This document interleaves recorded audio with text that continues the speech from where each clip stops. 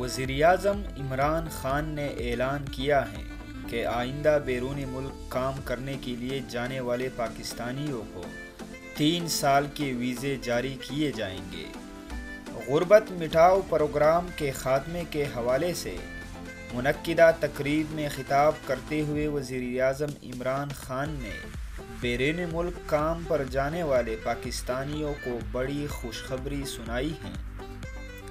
انہوں نے کہا کہ بیرون ملک جا کر کام کرنے والوں کو آئندہ 1 سال کا نہیں بلکہ کم از کم 3 سال کا ویزا دیا جائے گا۔ انہوں نے اعلان کیا کہ بیرون ملک جا کر کام کرنے والے پاکستانیوں کو اسپیشل ویلفیئر ٹکٹ دیے جائیں گے۔